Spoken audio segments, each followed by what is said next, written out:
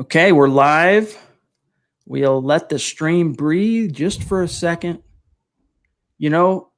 First off, guys, welcome in. It's the Huddle Up podcast presented, as always, by Mile High Huddle. It's powered by Overtime Media. I'm your host, Chad Jensen. With me, as always, is my partner in crime. You know him, you love him. He is Zack Kelberman. Zack, what I was just going to say is, for some reason, you know how we were having those issues, I don't know, a week or two back, where it was freezing up on us during the live streams? Yeah. I was hardwired into my Wi-Fi for during those sessions, thinking that, that's, and even our stream service, StreamYard, says go direct to your router and you'll have the smoothest process. I've been unplugged from the router since just to test it, and we've not had any of those problems. So something about being hardlined into my particular router was what was giving us those problems. I got to say, Chad, I feel vindicated. And I was always getting the brunt of the blame, but no, it's all good. I'm happy that, hopefully we see no more glitches or lags, but anyone in the comments, if you guys see us lagging, let us know whose end it appears to be on so we can try to fix that. Yeah, I definitely did feel some guilt because, I hammer on everybody to maintain as quality a connection as possible that's going to be doing the podcast. So all the different podcast hosts, try and keep it as steady as possible. And it ended up in that particular situation anyway, being me. So guys, welcome into the show. We've had a few days off, Zack and I, so we are excited to talk to you. Not a lot has happened in terms of Broncos news to analyze since we talked to you Thursday night, but there has been a couple of things that are really encouraging in terms of the Broncos trending toward getting back to football. That's funny. And that's right. That's right, Robert. The router is a Chiefs fan. They are trying to subvert our message here. But we're going to talk about the Broncos plan that was very well detailed by Mike Kliss of 9 News Sunday morning. We're going to detail what the Broncos plan is for reopening and getting back to football, just like states are reopening across this country. The Denver Broncos and the NFL are doing the same. But first, let's just welcome in really quick those of you who've been hanging out in the room. Duke, good to see you. Michael, Cobra Commander, what's going on? Justin, Edward jumping in really early with a very generous super chat. Thanks, Ed. Thank you, Edward. He says, I think we'll go 12-4. We'll lose to the Saints, Bills, Patriots, and Chiefs, but we'll split with the Chiefs and sweep the Raiders and Chargers. What do you all think? Denver Broncos for life. # state of being. Zack, we will answer Edward's super chat on the other side of this little matter of business we got to touch on just real quick, guys. And then the first thing we'll grab is Edward here. We want to make sure you and all of our new listeners, the show is growing exponentially on a week-by-week basis, know how to connect with us on social media. Make sure you're following the show on Twitter at Huddle Up Pod. That's how you keep your finger on the pulse of what's happening with the show in real time. While you're at it on Twitter, make sure you're also following the main account at Mile High Huddle for breaking Broncos news and analysis as it unfolds. And if you're in a position, you guys, go get yourself a hat, get yourself a hoodie, get yourself a mask, get yourself a t-shirt at huddleuppod.com. Get your swag on if you're in a position to do so. If you're not, we totally understand. And, there's other ways that you can support just being here. You're supporting the podcast, just listening. If you're listening to this after the fact, it's a great way to support the show. Those of you who are with us live streaming in the moment, though, the simplest way that you can really get behind what we're doing is make sure you like this video. And if you really love it, share it out on your social media. Easy ways to, just as it says here, subscribe, like, share, especially on YouTube. Still, Zack, it's the weirdest thing on our analytics. 40% of the audience that listens to every podcast and is on every live stream, they're not subscribed to the channel. So take care of that. Make sure you're subscribed to Mile High Huddle on YouTube. Take care of that business. Hit that little bell and you'll be good. That's right. And the bell informs you, notifies you every time we publish a new video and every time we are poised to go live. That way you don't miss a thing. So getting back to Ed's super chat here, the point about going 12-4, I officially predicted in my game-by-game, way too early prediction, 11-5. I think I had, if I'm just going off the top of my head, I'm pretty sure I had the Broncos losing to the Saints, beating the Bills, beating the Patriots. A couple of my losses that Ed doesn't have here, I think included the Steelers in week 2. There's another one I'm missing. I could pull it up. But do you think 12-4, though, for Edward is too optimistic? I wouldn't say too optimistic. Too optimistic to me is 15-1 or 16-0. I think 12-4 in a really ideal scenario, if all the stars align, if it is the year of Drew Lock in 2020, which it certainly could be if things break correctly, they could go 12-4. And some of those losses on that list, Chad, are plausible, and some of those wins on that list are realistic. I happen to think they'll split with the Chiefs as well. I don't think they're going to sweep the Raiders, though. I think they'll sweep the Chargers. It's not out of the realm of possibility. They do go 12-4, but that would have to mean a lot of the breaks go their way, including the injury bug, including the ball literally bouncing their way on game days. I wouldn't hope for that. I think 10-6 is a much more realistic and hopeful record to look forward to in 2020. But Ed, we love where your head's at, man. We love that you're feeling the momentum. You're feeling that energy of the way the Broncos finished the 2019 season, the way they closed that out, and the way they've kind of built on that with the offseason that they've had. It's been phenomenal. And by the way, really quick, I got to give a special shout out here to Johnny Baby, who Thank you, we missed one of his super chats on Thursday night's show. I don't know how I missed it. It's my fault. But John, I reached out to you personally, and we hate when that happens. And we really appreciate your support and what you mean to this community. So appreciate you, bro. And he didn't want the attention. He's like, it's all good. I was listening. He got in early, left a super chat, and then didn't actually hang out in the live stream because he had to work. And he listened after the fact. He's like, it's all good. I just wanted to show some support. So I know you didn't necessarily want this attention, but we just wanted to say thanks, my friend. We really appreciate you. And he says his message is, let's start it off early. Everyone smash the like button, baby. Hashtag state of being, hashtag Denver Broncos for life. Very cool, John. I just love it, dude. The way again, some people, they rage against it a little bit, that vocal minority in our community. But this is a podcast since September that is community driven, and that's just not going to change. Jonathan's up on that mountain with a hammer and a chisel, carving out a place on Mount Rushmore. That's He's right. getting there. That's right. Amen to that. All right, let me see here. Let me scroll up. I don't want to miss. I think we're going to have plenty of room if the chat stream doesn't do the thing that it does and force us to skip over specific sections. I think we're going to have plenty of time on tonight's show to get to as many questions and comments and whatnot as possible. But really quick, Zach, let's get out of the way what the Broncos' plan is for opening up. So on Tuesday, the NFL, and again, the Broncos are obeying an NFL mandate that since whatever it was either the last day or two of March or the first day or two of April, the NFL mandated all teams send their employees home. Those who can work from home virtually, make sure you set them up. The NFL draft, as we all know, NFL GMs and scouts and coaches, it was all done remotely. It was all done virtually, and the NFL pulled it off without a hitch. And up to this point, they've maintained the message to all 32 teams, stay home until further notice. Well, they're allowing teams to begin the process of reopening their facilities to employees, executives, scouts, players, coaches this week on Tuesday. Now, the Broncos' plan, Zach, is they are putting together their own little task force of reopening, if you will, and it's being headed up by Brittany Bolin. Now, Joe Ellis, the CEO and president of the team, sent out an email to all team employees. And of course, Mike Kliss got himself of 9 News a copy of that email. And let me just read to you a couple things of what it says. In fact, I'll just read to you a clip from Mike Kliss's actual article, and then I want to get your thoughts. Here's what Kliss wrote, quote, in an email distributed to the team's 250 plus employees Saturday, the Broncos will spend next week making sure extensive safety measures against the word that shall go unnamed are implemented at its stadium and team headquarters facilities. Up to 75 employees can then start to enter the buildings for work the week of May 25th, including GM John Elway and his football operations staff. The vast majority of employees will continue to work remotely from home until the week of June 1st. Coaches and players are still not permitted inside the facilities for competitive balance reasons. I air quote that, competitive balance reasons. So NFL's trying to keep that equal. Everyone's on the same footing across the league. No players and coaches, unless they're undergoing rehab, can be at the facilities. So Brittany Bolin is, she is, of course, her title now with the team is Vice President of Strategic Initiatives.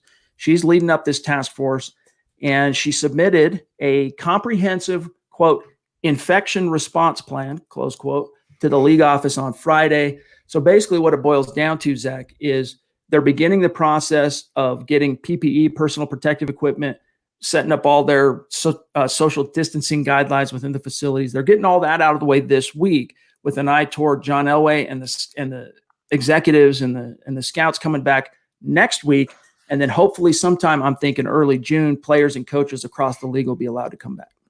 Two thoughts jump out to me. First of all, I'm so happy there's a little bit of normalcy returning, Chad. Things are opening up again, and hopefully we'll have probably not an off season, but definitely training camp at this rate, and everyone's starting to get back in the building, and the players get back in the field eventually.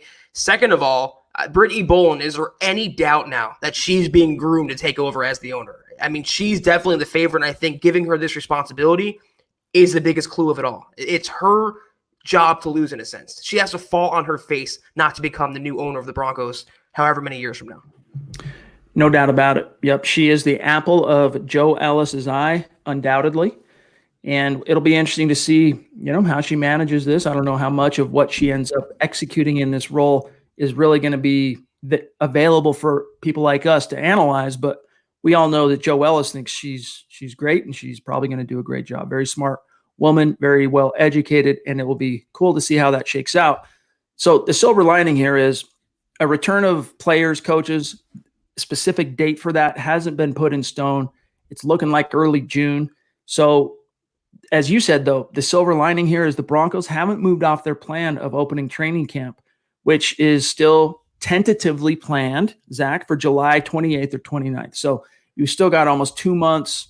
Well, from now, you've got over 2 months of real time until training camp opens. But from the time the Broncos players and coaches are expected to be let back in the building sometime early June, they'll have a good month and a half, perhaps more, we'll see, until training camp kicks off. Training camp will probably look a little different. I would suppose there's going to be a limited fan attendance or no fan attendance at all. It's going to be a work in progress getting back to what we know and love the NFL to be. But like I said, even if it's limited, even if it's different this year, I'm just happy football is coming back. I'm happy the issue that shall go unnamed is moving behind us slowly but surely. I don't want to draw any hate for that comment. I'm just happy we're getting some normalcy back and things open up again because I am dying for football, Chad, and I cannot wait for September. Last thing we want is to be considered, science deniers, right? That's not what we're saying. By quoting facts. We're just happy that things are moving forward and opening up. And there's a lot of evidence out there. If you look at some of the states that opened up early, that things are going well. There's not the setbacks that a lot of people, very well-educated, well-meaning, credentialed professionals expected there possibly to be some kind of a setback. Hasn't happened. So we're taking that. We're silver lining guys. We're glass half full guys, and we're enjoying the fact that that's the way it seems to be trending. Cobra Commander, good to see you, my friend. So what do you need, dog? Tell us what the transgression was. You get that absolution. It's coming your way. Robert wants to know, what's a bigger priority in free agency, corner or offensive tackle depth? Zach, that market has really dried up, but what's your answer for Robert? I mean, you guys know how I feel about this. They can get by with the cornerbacks they have. I would prefer a veteran, but there's no preference or no wanting for the offensive line. They need a tackle, Chad, especially with the revelation from Elijah Wilkinson that he had a minor knee procedure that he's being rehabbing from right now. He should be good to go for training camp. Should be. This is your in case of emergency guy. This is your possible starting left tackle in an open competition with Garrett Bowles, and he should be okay for camp. The Broncos are one snap away from Jake Rogers being Drew Lock's blindside protector. That is terrifying. Holden Adams wants to know, do you think they'll bring in the players in position groups to start? So as an example, phase it in by beginning with the wide receivers at this time, defensive backs at this time, so on and so forth is what Holden wants to know. My answer, Zach, is no. The players and coaches, once they're rubber stamped to return, they'll all return, is how I expect it to unfold. Yeah, I mean, I'm sure they're going to take Colorado laws into consideration for gatherings and distancing rules. But, yeah, I would presume it's going to be, as you said, Chad.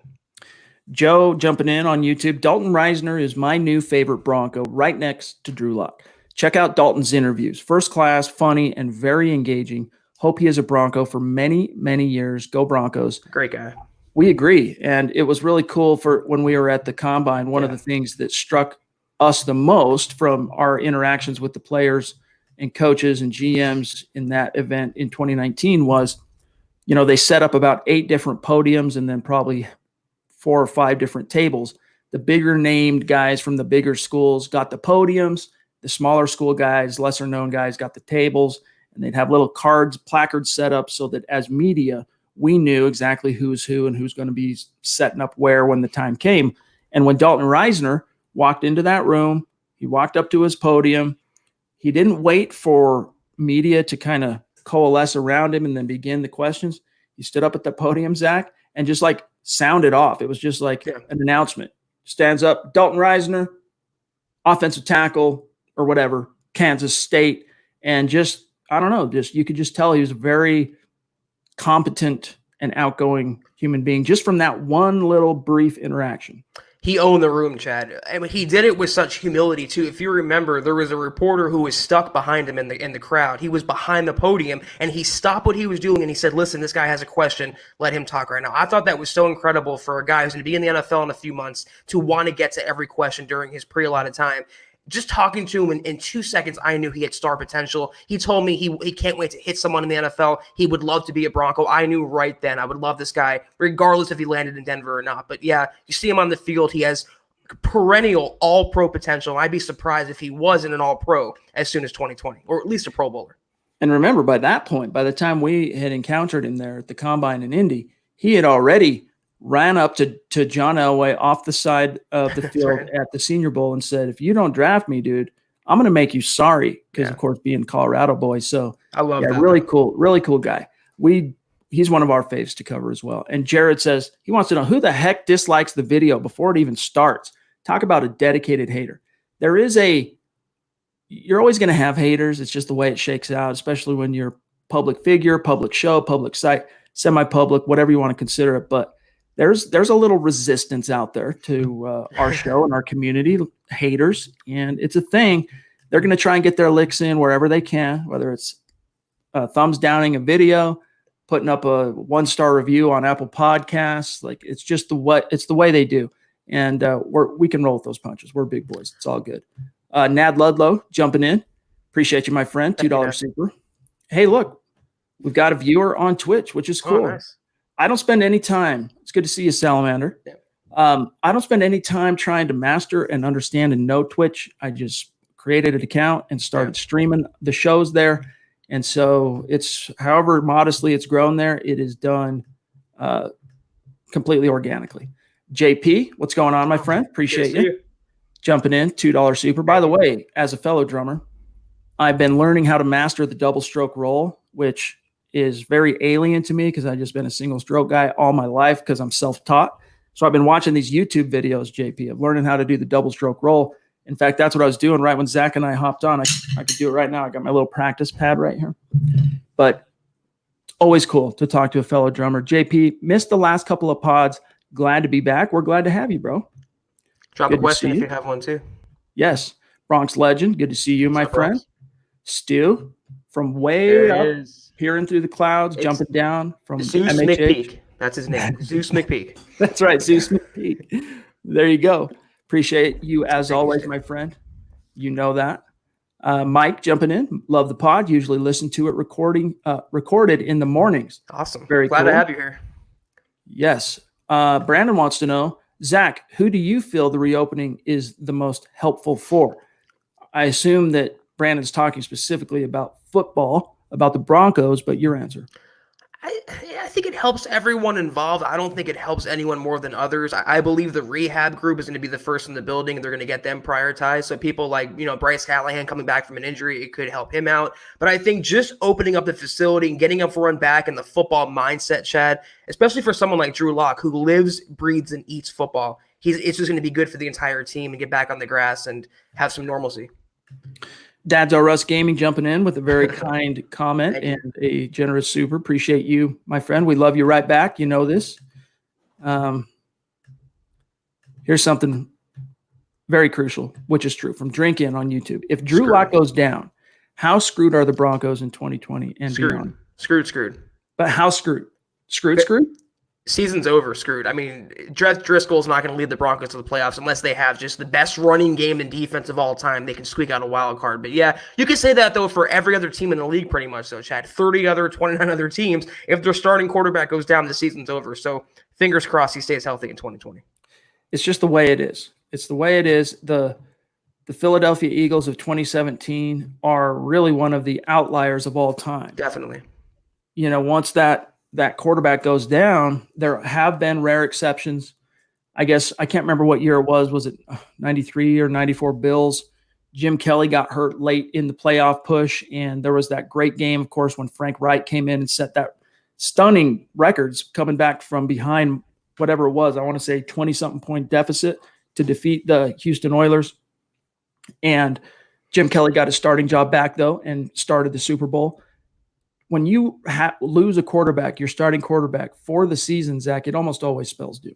Yeah, I mean, unless you have a Bridgewater on your roster, or I don't even know who'd be the best backup quarterback, Chad. Ryan Fitzpatrick, who can keep you afloat, but Jeff Driscoll is neither of those players. So if Drew Lock goes down, the Broncos are in serious trouble. Bronx legend jumping in with a $5 super to say, always love Chad and Zach. Hashtag Denver Broncos for life. Not as much as we love you, my friend. Believe that. Thank you. Appreciate you. Doug wants to know on Facebook, hi, Chad and Zach, from Pastor Doug in Butte, Montana. I'm a football fan, priest, Bronco fan since 72. Very cool. Awesome. It's nice to be acquainted with you, Doug, and thank you for joining us. Let's see what's on Kenneth's mind here. He says, who in your mind was the best ever offensive lineman for the Broncos? Gary Zimmerman, Tom Nalen, Clady in his prime, someone else. For me, Zach, I know you kind of enter the equation as someone covering this team circa 2016. So your knowledge of some of the deeper history of the team is still growing. So I'll answer this one and say it's Tom Nalen. Of course, I want you to answer if you have one. But Tom Nalen, to me, was even though Gary Zimmerman's in the Hall and Ryan Clady was a first-round pick that developed but he suffered those injury problems, was never there for the most triumphant moments, both in Super Bowl 4, getting to Super Bowl 48 and then getting trounced, and then winning Super Bowl 50. Clady just wasn't able to hang in there and be there for those moments. Meanwhile, Tom Nalen was drafted late in the draft by Mike Shanahan, developed, started quickly, contributed to back-to-back championships in the 90s, and then played for a long time, multiple Pro Bowls, multiple All-Pro nods. To me, he is the greatest Denver Bronco offensive lineman of all time. And it's a travesty and a miscarriage of justice that he's not in the Hall of Fame. He's been retired a long time now. Tom Nalen should be in the Hall of Fame. And I don't want to go off on a tangent because it would derail the pod, but Tom Nalen to me is top of the line. I was going to say Donald Stevenson is the best I've ever seen with the Broncos. But yeah, I mean, based on what I've seen, what I've studied, what I know, those three that Kenneth named are the best, I think, in Broncos lore, and Zimmerman to me would get the nod, Chad. So I agree with what you're saying. John jumping into on Twitch this time. He's saying I feel it's very realistic. We can go 12-4 or 11-5. That was my official prediction. And of course, hope springs eternal. And in the offseason, everything resets. Even the Browns, people in Cleveland that are analyzing this thing is in terms of media. I was talking to one of my counterparts in the biz that covers the Browns there in Cleveland, and they're all optimistic that this is their year. This is the year they're going to turn the ship around. So part of it is just that, conventional optimism that comes with it being you're turning over a new leaf. It's a new year, but just going off what we saw the way last year ended, Zach, and just the changes and improvements they've made, don't sleep on this team being a double-digit animal. Yeah, I wouldn't say it's very realistic, but I think it's realistic the Broncos can get into double-digit wins. 10-6 is my official prediction. And, if things break right, if they beat a team they're not supposed to beat, like the Chiefs, they could easily go 11-5 if things, again, if Locke takes that next step, if things go correctly. I could definitely see it happening. JR on Facebook wants to know, when's the last time the Broncos beat the Chiefs? Sadly, JR, it was week 2 of the 2015 season. So it was the Super Bowl year. And it took a miracle in the fourth quarter in the clutch. It was, I believe, Darian Stewart, Brandon Marshall, co-tackling Jamal Charles, popping the ball out, and Bradley Roby scooping it up, taking it to the house. That's what put the Broncos over the top in that game at Arrowhead, by the way. Later on that season, of course, the Chiefs came to Denver, and it was the unraveling of Peyton Manning. It was the game in which his injury just got the best of him. He threw multiple picks. It signaled to Gary Kubiak that he needed to sit him down. He needed to heal up, and that's what began the little Brock Osweiler era. And, Zach, the Broncos just haven't been able to bounce back since. The closest they came was that week 6, 2018 game at home in which the Broncos were one sailed Case Keenum pass to Demaryius Thomas away from victory. It's going to end this year, though. The drought will end, and I believe at Arrowhead, the Broncos will emerge victorious this season. Mitch, I have a confession. I've fallen in love with the DVDD hat, the Dove Valley Deep Divers hat. I'm sorry to the Huddle Up Pod. Get out, Mitch. Get out. Yeah. Hop on out of this string.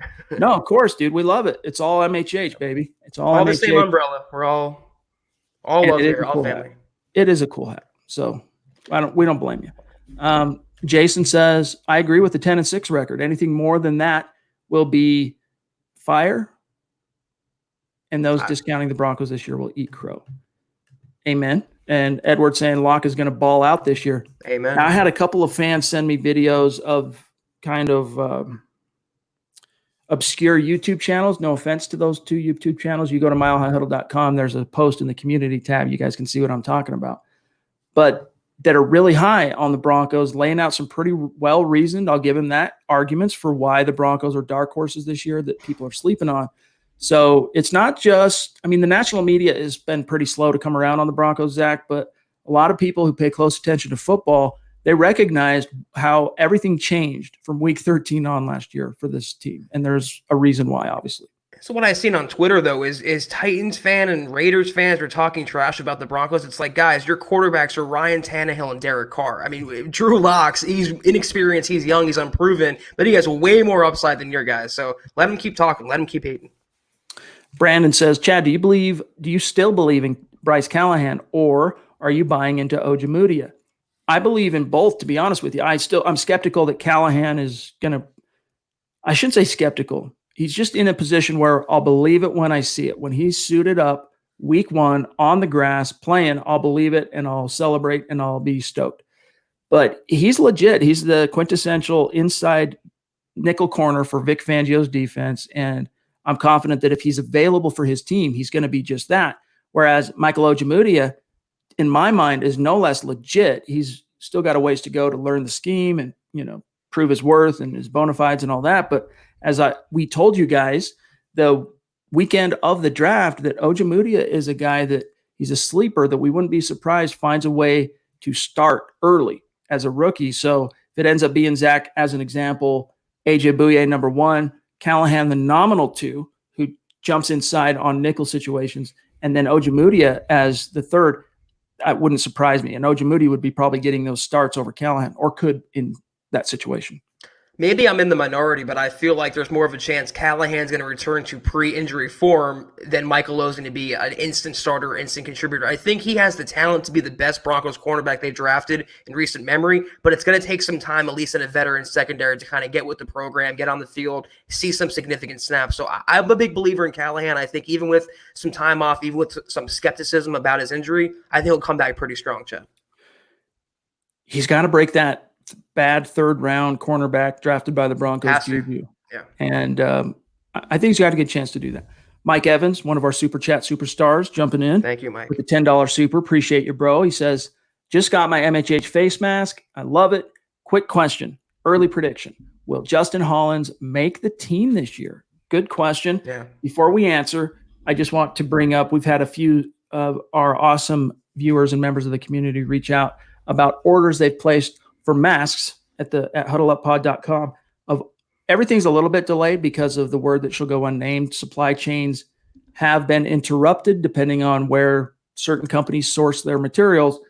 The masks, for whatever reason, are the one item on our merch store that is the hottest, number 1, but it's also the longest wait. So I don't tell you that to disincentivize you from going and getting yourself a mask. And Mike, we appreciate you, bro. You know that. But I just want to be upfront with you guys that it's probably going to be 2 weeks before you get your mask when you order it. Now, the cool thing about these particular masks are you can use them for safety purposes when you're out and about to avoid the word that shall go unmentioned. And then once the word that goes unmentioned passes by completely and you get to football season, you can use it in a cold weather stadium, keeps your face warm from the elements and from wet and snow and all that stuff. So if you end up having to wait a little while, I think it'll still be worth it for you. But Zach, is Justin Hollins making this team? At outside linebacker, I think he has a pretty good shot. I hope he's not inside linebacker. I hope they're not, vacillating between his positions this year. At OLB, I think he makes the team. I think they want to see in a Vic Fangio scheme what he can do with not having so much lumped onto his plate. I think he can make an impact, Chad. I mean, he can be that reserve backup type to emerge like Malik Reed did last year, playing one position. So I have faith that he'll be on the 53 when it's all said and done. Yeah, it would be an upset if he doesn't, but again, I like Tuska coming in the 7th round pick, upsetting somebody's apple cart, whether that ends up being Hollins or Malik Reed. Could be. I don't think it'll be Jerry Atachu. So we'll see. We'll see. Robert wants to know what our thoughts are on Justin Sternad, and I had a feature on this very player actually early Sunday. You guys go read that at milehighhuddle.com. You know who he models his game after, Justin Sternad? Very interesting. Darius Leonard, of course, the 2018 Defensive Rookie of the Year that had like 163 tackles as a rookie. And that didn't count Zach 7 sacks, a few picks, 4 forced fumbles. Like he was a whirling dervish as a rookie for the Colts, 2-time All-Pro, and he's only been in the league 2 years. That's who Justin Sternad models his game after. Fast, athletic, coverage type linebacker that can just disrupt. That's what Sternad is, in terms of comparing him to an all-pro like Leonard. It's too early to do anything like that, but that's who he models his game after. I mean, what do I think about him? If he stays healthy, he's going to be the starter at inside linebacker, opposite A.J. Johnson by midseason. I mean, he is what the Broncos need, and a long-term combination of Johnson and Sternad at inside linebacker, they finally have those solutions, Chad, for tight ends running backs. I think he's going to be a really good pro, and the Broncos got tremendous value where they took him. Our friend, Pranked Films, Super Chat Superstar jumping in. Appreciate you, bro. Thank you, Pranked. What do you think Tyreek Cleveland's ceiling will be? I watched highlights on him, and he was absolutely mossing people. And what do you think Justin Sternad's ceiling will be? Ceiling for Sternad, I think Leonard. I mean, that's the ultimate, way up high, tippy top ceiling. But for Cleveland, that's a good question. That's a good question. He's still very raw. A lot of natural ability. Zach Azani might be able to work miracles with him, but I do think it's going to take some time. Yeah. The Broncos are going to want to hold on to him and, practice squad, continue developing him. But there's a chance, Zach, that he's one of those players that they draft.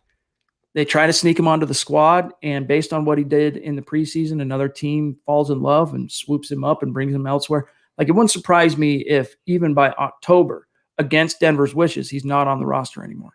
But I don't know. He's kind of an enigma. We'll see how it shakes out.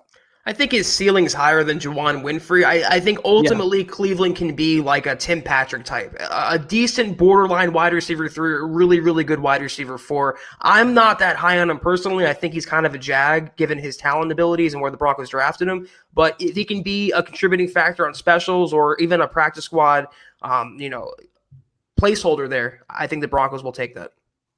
Tyler on Facebook says, "Hey guys, love the podcast. Appreciate you, Ty. Thank you, Tyler. First time listening live. I'm from Canada, so I'm not sure of the laws there, meaning in the United States. I know players are not allowed in the facility, but can Locke get his receivers together yet, even if it isn't in Colorado?" Locke, right now it's all contingent on a state-by-state basis. That's one of the cool things about the United States is we are literally 50 united states, and every state is its own government, is its own sovereign entity. And so Locke is governed by wherever he wants to perhaps get a event together with his receivers is governed by whatever the laws of that state in which he wants to do the workout exists. However, I think Locke has said he's waiting from an all clear nod from the Broncos before he does anything. They want to be sure that what they do, if they do get together, is socially responsible. I don't think you're going to see it happen until well after the Broncos. It wouldn't surprise me, Zach, if the Broncos players and coaches get brought back into the building sometime early June. They might have some meetings there, phase 3 of OTAs.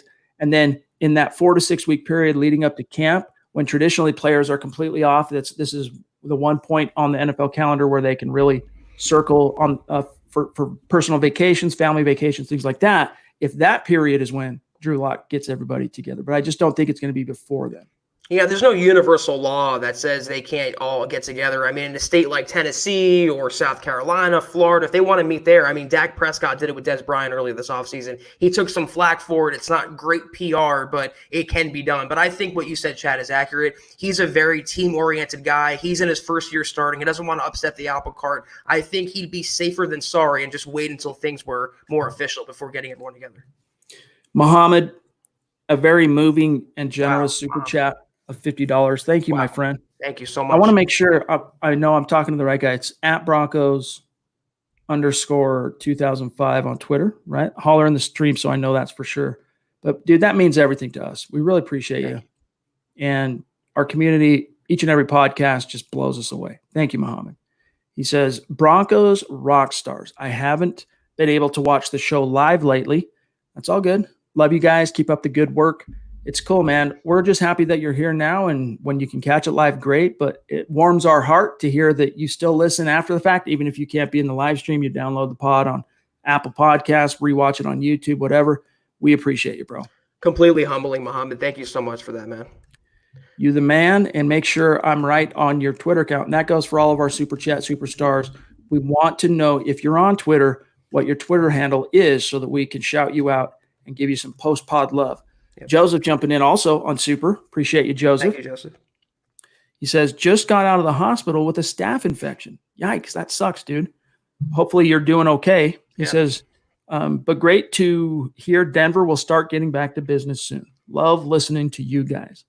Really appreciate that. I had the snot scared out of me not too long ago by a medical person explaining to me that we all carry staph and what was the other one? I can't remember. Bacteria, whatever, on our skin at all times. When people get these staph infections, though, it's when it actually gets into the bloodstream or something. And it just freaked me out. But that's touch and go and very sketchy. Joseph, we're glad you're out of the hospital. We'll take that to mean you're improving. Let us know how you're doing as well. Yeah, hopefully you're on the mend, doing better. Let's see here, guys. Bear with us for 1 second. Yeah, James, great point. Congrats to Philip Lindsay on the birth of his son. Broncos country just got a little bit bigger. That's right. He's now a proud papa. And hopefully Papa Zach sometime in the very near future can really bring home the bacon for mom and the baby here. That's right. It's funny, though. He went from being a guy living in his mom's basement and not having his own place, and now he has a kid, and he's a Pro Bowler. He's really taken that ascension, Chad, the last couple of years. So congrats to Philip. Happy and healthy. I'm happy to hear it.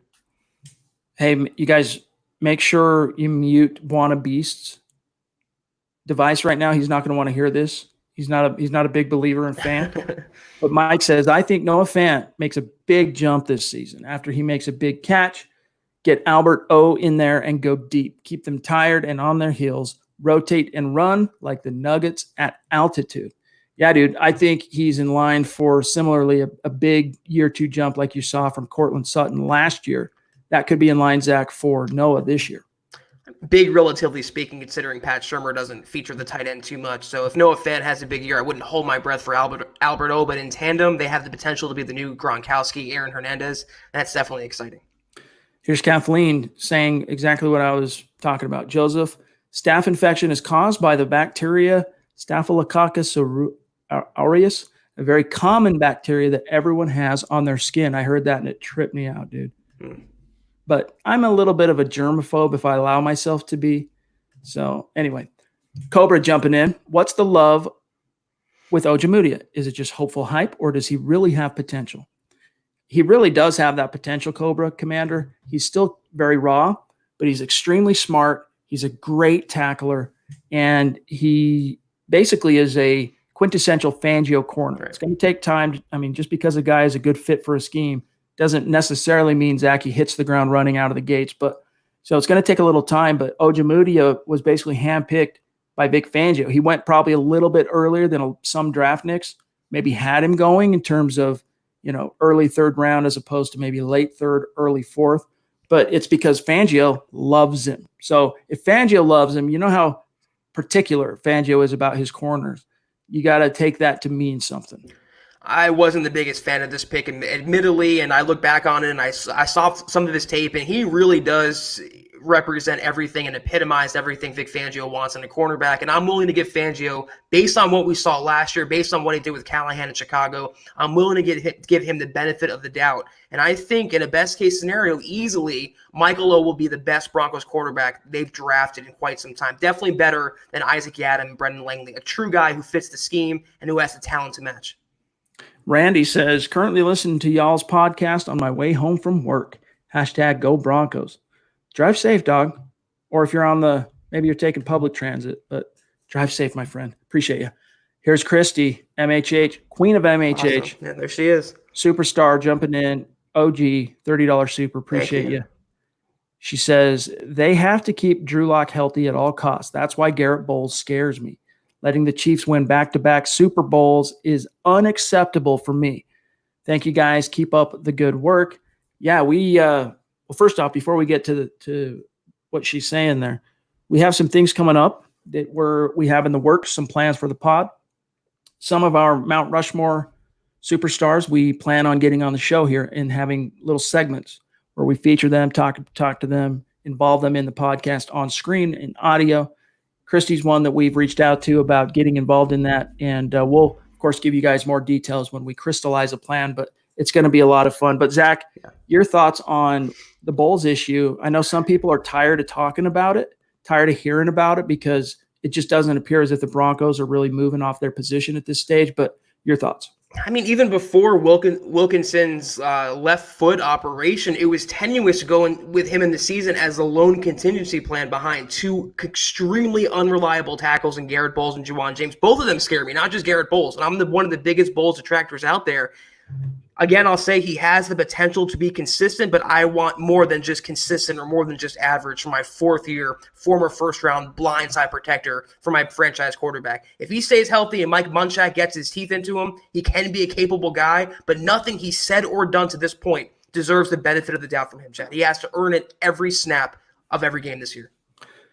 Justin jumping in as well. Appreciate you, Justin. $10 super. Bonafide superstar. He says, let me hear your best Omaha. Happy Sunday. Stay well. Hashtag let it breathe. Hashtag best D 2020. All right, you ready? Here we go. I don't want to blast the mic. Here we go. Ready? Don't do it. All right, you guys are going to make a screen capture of this and make me look like an idiot. Here we go. Just for you, J-Bone. You ready? Omaha. Go! Just like that. Have you ever noticed when they do the Omaha? Maybe it was Tebow and no, not Tebow. Did Tebow do Omaha? I think Omaha stayed on from Tebow, if I'm not mistaken, actually. Peyton Manning made famous, of course, Omaha as a pre-snap kind of indicator on the cadence, but they'd say go instead of hike, right? But it was almost like but go. But I don't know what it was, but every quarterback has their own little unique cadence. Peyton Manning had his, and he crushed the opponents with that cadence. I was going to say Phillip Rivers always stood out to me. He says Green Hut. It's a weird combination of words there, but you know what? I'll let you go viral for that Omaha impression, Chad. I'm going to sit this one out. You're welcome, J-Bone. You're welcome, dog. All right, let's see here. Yanis wants to know, hey, what will the impact of no April or May OTAs on the fact that we have such a young offense and a new offensive coordinator? So what kind of impact not having OTAs, what is that going to have on the young offense and a new offensive coordinator? Zach, I don't think there's any way of getting around the fact that it sucks, and it just delays the team's ability, these young guys and the new OC of getting everything together. It just means they're going to have to work and focus a little bit harder and closer when they finally do get together in training camp. But everyone around the NFL is on the same wavelength. They're all on a level playing field. Everyone is missing their offseason program. Everyone is teaching players right now through Zoom. I mean, it's not just the Broncos as well. And knowing Drew Lock, again, he's been through so many changes in his college career, and even from last year to this year, if any young quarterback can handle all this uncertainty, it's Drew Lock. I am not worried in the least about the lack of an offseason for the Broncos this year. Christy wants a Huddle Up trucker hat. So for those of you, if you've been on the huddleuppod.com merch store, I think it's the Building the Broncos hat is an actual trucker hat. The Huddle Up hat is the one that Zach's wearing right now. So we're going to get a Huddle Up. We can do that. Get a Huddle Up trucker hat. However, we're going we've got some new designs that we're working with a guy on that he's going to put together for us. Once we get those, then we'll put a new hat design up on the merch store, and we'll make sure that it is a trucker hat. Let's see here from Timothy. Elway had a gun for an arm, so chemistry was not as reliant. Fast balls can make up chemistry, so less need to float a ball. He can zip it there. What's that? Oh, Denver Broncos for life, stuck in Viking Packer territory. Please help me. Yeah, arm strength, you know what? It can save a quarterback's life, and it can also be one of the reasons why some quarterbacks fail at the next level because they rely too much on their arm strength. Exactly. But I think Drew Lock can balance both, Zach. It can get him out of situations. He can throw his receivers open. He can make throws that none other quarterbacks can make, but it's definitely not the end-all, be-all. I mean, look at Jamarcus Russell, who can throw a football 100 yards or whatever from his knees. It's definitely not the primary ability you want in a quarterback. It helps, but you want more than that, and I think Drew Lock definitely has mostly the complete package. Dar the Dog jumping in with a $2 super. Appreciate you. Thank you. Good I'm dog. hyped for next season. Do y'all think Netani Muti starts? I don't think Netani Muti starts as a rookie, but I do think, health willing, if he can put the struggles with the injury bug behind him, he's a guy that does factor into the future plans, and he's one heck of a swing guard that you can plug in if something were to, knock on wood, happen to Dalton Risner or Graham Glasgow. Him being the first guy into the breach, I mean, that's a pretty formidable fail-safe, Zach. I think by 2021 he can be a starter, but in the meantime, in the interim, if he's not on the practice squad or not on IR or PUP, he's going to contribute in that swing role and give the Broncos more stability than they had with Billy Turner a few years ago. Great swing guy, but Muti is even better than that. I love his film. I love his game. He's a mauler. He's an animal and in run blocking. He's going to be a very good player if he can just stay healthy in the NFL. Drake L wants to know, do you think Ojemudia could be just another Isaac Yiadom or Langley? Could he be? Possibly. That's what we're saying is, as a third-round pick, John Elway's drafted now 3 corners in the third round, the first being Langley, then Yiadom, then Ojemudia. What we're saying is we want him to break that bad third-round corner juju that the Broncos have going. And I think there's a good chance that he will, as we said earlier in this show. I mean, you could say the same thing about any player. I mean, Jerry Jeudy could be Chad Jackson, but we don't foresee that happening. I think Michael Ojemudia has the best upside of any Broncos cornerback they've taken in the last, half decade. Trout in Alberta says, if you were going to buy the jersey of the best player on the team this year, whose jersey are you buying? Great question. Kind of making a prediction, who's going to be the best player? I really do. If I'm hedging right now, I'm probably going to say Drew Lock, and that might be a boring answer because it's one that would be very common for most people answering that question, but I'm going to say Drew Lock. I'm going to say Courtland Sutton. I mean, he's already a wide receiver 1, and I think his star is going to shine throughout the NFL this season. He's going to be in the Pro Bowl, maybe All-Pro. I'm a huge Courtland Sutton fan. He's probably my favorite Broncos player at the moment. Good pick. James bringing up something that is very probable, could very well happen. He says, I still think Muti gets IR. Yeah. The roster math is difficult. He's talented, but I want him 100% healthy. If he can't do football activities by OTAs, I'd IR him. I would IR him if he can't do football activities by training camp. And, that might be the case. We'll see, but that's definitely possible. Manny Wise showing some love on Super Chat, one of our superstars. Appreciate you, Manny. And by the way, Manny, if you're on Twitter, reach out, let us know so we can connect with you and show you some love. All right, let's see here. Apologies for the phone buzzing there. Bear with me 1 second here. Charlie wants to know, other than the fact that he doesn't like to blitz, just what is the Fangio scheme? There's a lot of hallmarks of the Fangio scheme, one of which is there's a few things that come to mind. First of all, from a coverage perspective, it's not that he doesn't ever use man, but he uses a lot of zone, especially on first and second down. If it ends up being passing concepts, quarterbacks are seeing zone. A lot more likely to man up on third down for whatever reason. That's just his philosophy. But still, bouncing back so much from zone to man, it's hard on some corners, because some are more cut out to play zone and have everything in front of them. Others are more cut out to just man up with someone and run with them. So from a coverage perspective, you have that. Up front, he doesn't like to blitz. How does he manufacture pressure? He expects his edge guys to be able to get home on the edge, your Vaughns and your Chubbs, And then inside, he loves running those twists and stunts, Zach. So Yeah. a few different things.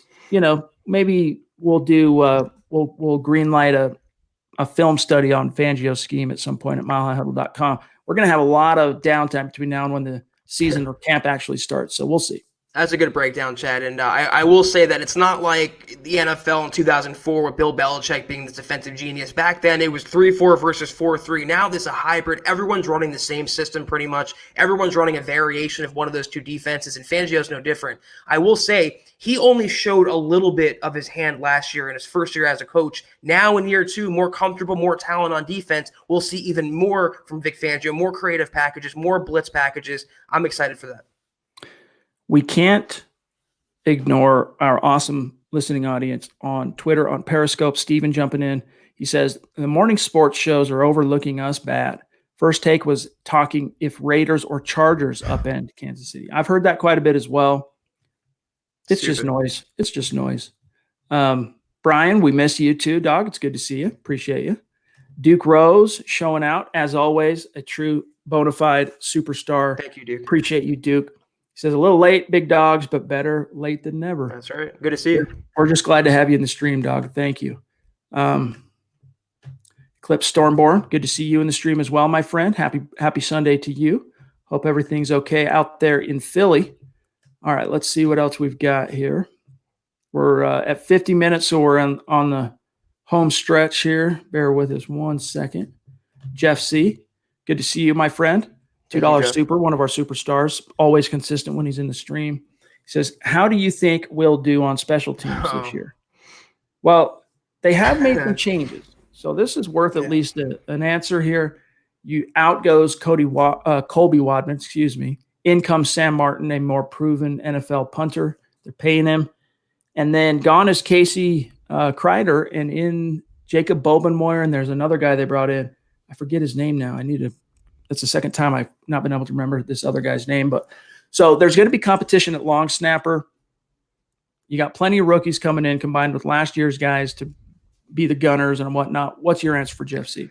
I mean, Sam Martin should be an upgrade on Colby Wadman, but that's not saying much. I mean, Sam Martin's not exactly a great guy. He's a pretty average punter, but not exactly an all-pro. And as long, to me, I hate to take such a negative viewpoint, but as long as Tom McMahon is the coordinator, I don't have any faith that they're going to be improved from year to year or consistent. I think punt return with KJ Hamler, kick returns, that should be good. They should be decent tackling on special teams, but McMahon really has to prove himself to me, Chad. I was surprised the Broncos didn't move on this offseason. Eclipse Stormborn jumping in with a super, showing some love. Appreciate you, bro. He says, happy Sunday, priests and Broncos country. Apologize for the tardiness. Peace from Philly. Hashtag state of being. It's good to see you, bro. Appreciate you. And guys, when you see this in the stream, we feature a Facebook user. That's someone who's watching from the MHH Superfan group on Facebook. In order for it to render your actual Facebook profile, you have to give Facebook permission to allow StreamYard to display your name. So there should be a little thing for that, but it's good to see you. Appreciate you. All right, bear with me 1 second here. I want to make sure the stream didn't jump. Bear with me 1 sec. Oh, I see one from Zach. Awesome. All right, there's Eclipse.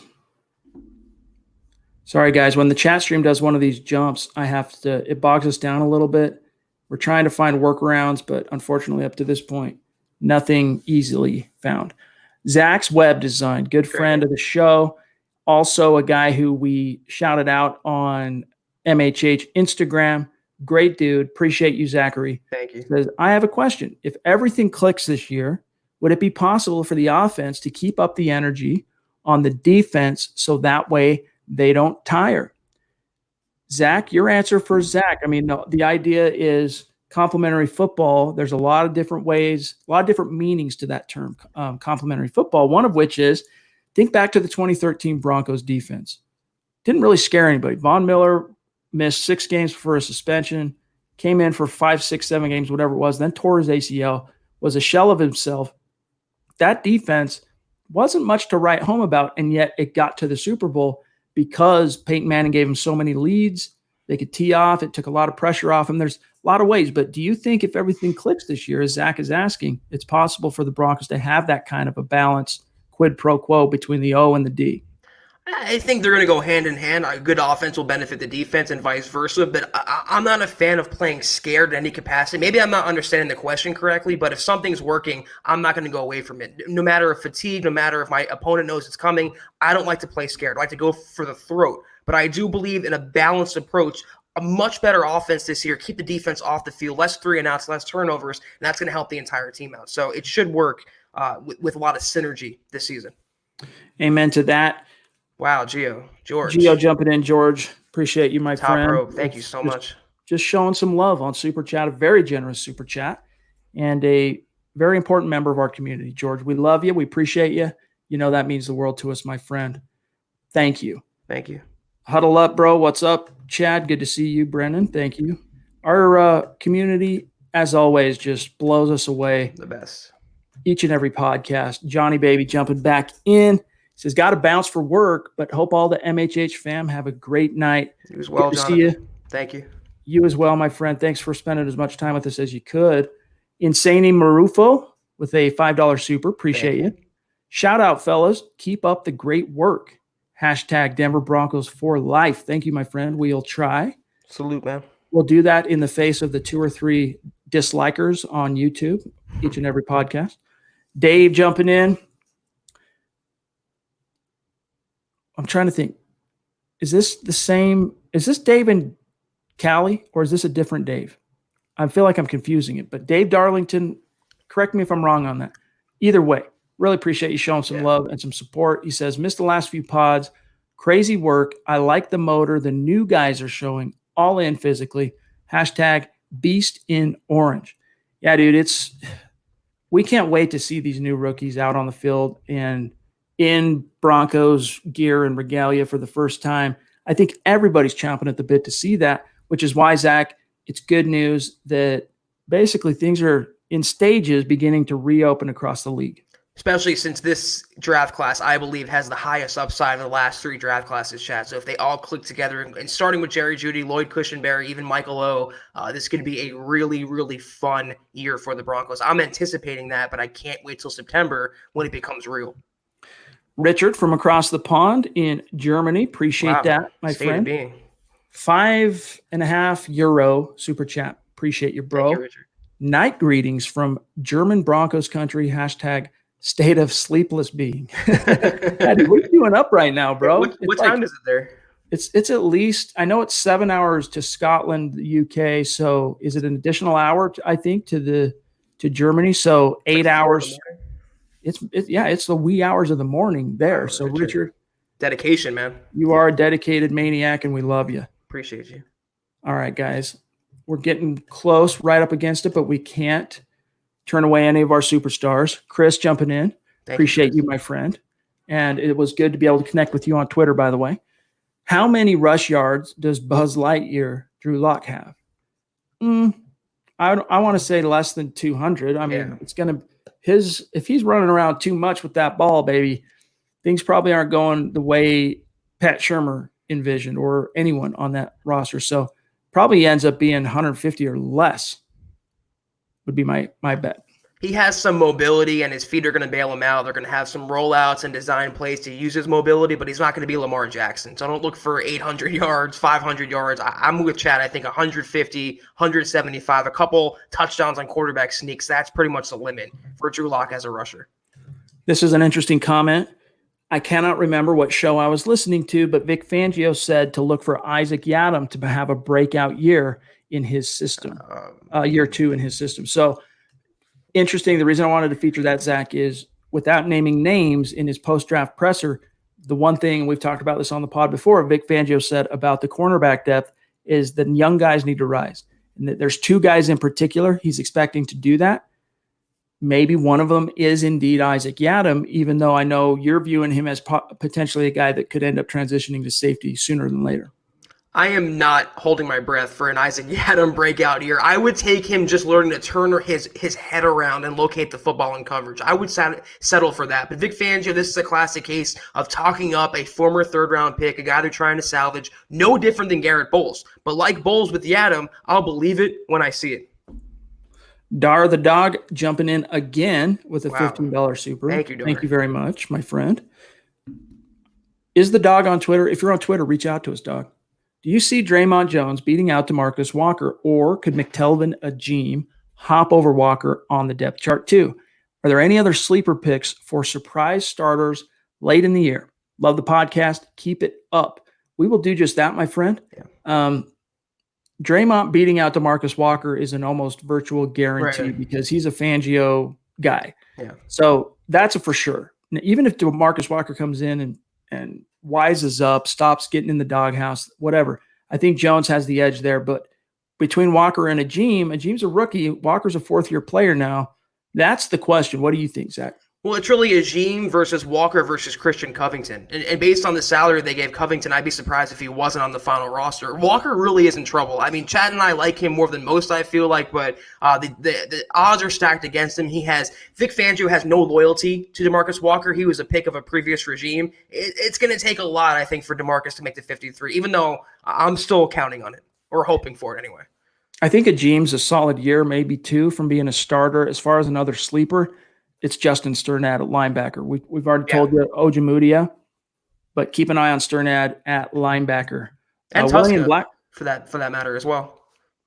Depends on what happens with Chubb, right? If Chubb bounces back healthy, no one's taking Chubb or Vaughn off the field. But if there are any setbacks, knock on wood, I could see that happening for Tuszka. William Blackburn jumping in, $5 super. Thank you. Appreciate you, Will.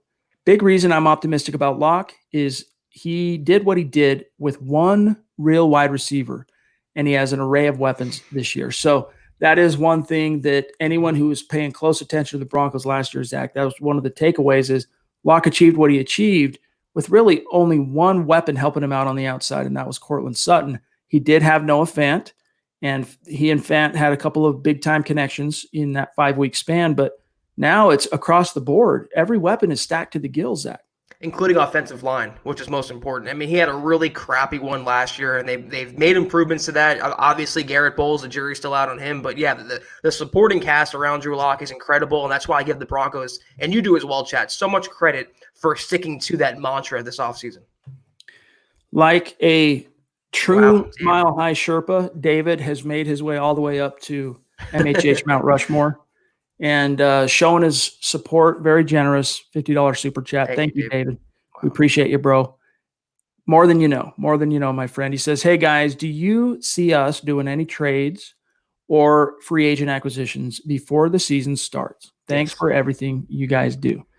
David, it's comments like that and shows of support like this that keep us checking in with you each and every night, every single day. Today, for example. Now, I don't say this. I'm not trying to get on a soapbox, have anybody feel bad for me. That's not what I'm about to tell you. But just today, for example, my wife took the kids, went down to a lake here close to where I live, Zach. And I thought, I'm going to go ahead and wait on that. I'm going to stay home. I want to spend time with my wife. I want to spend time with my kids on that on a sleepy Sunday right in the middle of May. But I had to get some content up. I had to get some things set up for the podcast tonight. And that was my focus. So having this kind of a support, having this kind of show of love and what's a good word? Just support, passion, the whole 9 yards is what keeps us fueled to be able to go that extra mile for you guys. So, David, we appreciate you, bro. Yeah, what's your answer for? Not even the donations as well, just the constant interaction we get, Chad. The people who constantly tune into every podcast, ask questions, interact with us. That's what we appreciate the most, and we love it so much. I do believe, maybe Chad disagrees with me, I do believe the swing tackle is not yet on the roster. I think maybe not Jason Peters, Kelvin Beachum, Cordy Glenn. They could swing a trade for someone who's on the picture right now. I just don't feel like, especially with Wilkinson's surgery now, they're going to go into the season with so much uncertainty at tackle. They built up all the other spots in the interior center. They got to take care of tackle right now. So I think one more guy will come aboard between now and the summer. I am inclined to agree. I just don't think it's going to happen until cleats hit the grass in July and they get a little bit of an idea of how things are shaping up. But in that sense, though, I do 100% agree with Zach.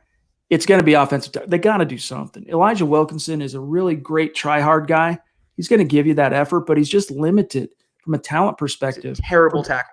For the tackle, for the tackle position, it's just he's better for the inside, and he's a great backup to have, very valuable. But the Broncos could do better, I think.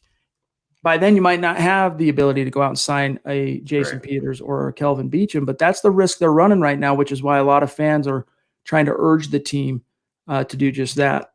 Larry, jumping in, $2 super. It's good to see you, bro. Appreciate you. Todd Davis, just creating muscle memory. LOL. with the sad emoji. Yeah, that's funny. Downcast.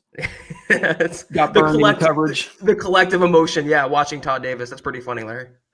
That's why we're saying, dude, don't sleep. It's a contract year for Davis, so all bets are off. Guys sometimes have a preternatural ability to take it an extra gear in a contract year, but that's why we're saying Justin Sternad is a sleeper to perhaps get a starting job by the end of this season. Big time, yeah. All right, guys, we're almost out of time here. Let's grab KP jumping in. Appreciate you, Kev. Thank you, Kevin. Big Kev, he says, you guys are beasts. Great show. Hashtag state of being, baby. Good to see you. Hey, you forgot the other hashtag, KP, and that is Florida strong, baby. We're glad to see things are going well in your fair state, my friend. All right, guys, let me just make sure we haven't missed any superstars. I don't think we have. We're at 105 right now. It's been a great podcast. Terry jumping in last minute, proving up in Canada, as always, Broncos country is not a geographic location. It is a state of being. Terry, we appreciate you, bro. It's good to see you. Hey, gang, thanks each and every one of you for joining us here tonight live. We appreciate you. And those of you who end up listening to our voices as a podcast after the fact, we appreciate you guys as well. It's a mile-high salute to our Super Chat superstars. Zach, I just realized we didn't get to what I wanted, another one of the topics I wanted to get to tonight, which was something Kareem Jackson said about Vic Fangio's defense taking that next step in year 2 in Denver. But we'll have to put a pin in that, and we'll grab it on tomorrow's show. Guys, we'll be back in the saddle, 6:15 Mountain, 8:15 tomorrow. So in the meantime, make sure you're following the podcast on Twitter, at Huddle Up Pod. Make sure you're also following Mile High Huddle on Twitter, at Mile High Huddle. My partner here, Zack Kelberman, at Kelberman NFL, myself, at Chad and Jensen. And you guys have a great start to your week. And Zach, that goes for you as well, my brother. You too, Chad. Excited to start a new week tomorrow. We'll leave the anticipation for the Kareem Jackson story. And I want to leave you guys with this comment. It makes me laugh. It's pretty funny. A lot of Yadam fans out there. Isaac Yadam, worth a plate of ziti, minus the ziti. Oh, man. All right, guys.